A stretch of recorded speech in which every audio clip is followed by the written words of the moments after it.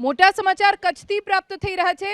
કચ્છની ગાંધીધામ તાલુકા પંચાયતના પ્રમુખ શાંતિબેન બાબરિયા ગેરલાયક ઠર્યા છે। 3 સંતાનો બાબતે પ્રમુખ અને તાલુકા સદસ્ય તરીકે ગેરલાયક ઠરાવવામાં આવ્યા છે। જિલ્લા વિકાસ અધિકારીની પ્રમુખ શાંતિબેન બાબરિયા સામે કાર્યવાહી।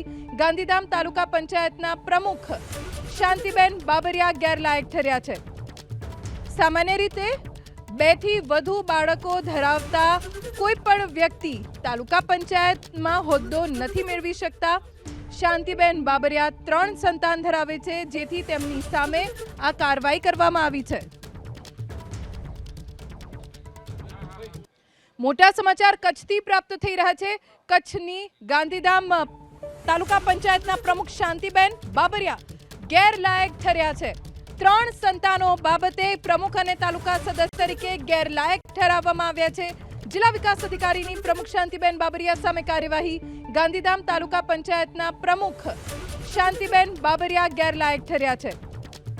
સામાન્ય રીતે 2 થી વધુ બાળકો ધરાવતા કોઈ પણ વ્યક્તિ તાલુકા પંચાયતમાં હોદ્દો નથી મેળવી શકતા। શાંતિબેન બાબરિયા 3 સંતાન ધરાવે છે, જેથી તેમની સામે આ કાર્યવાહી કરવામાં આવી છે।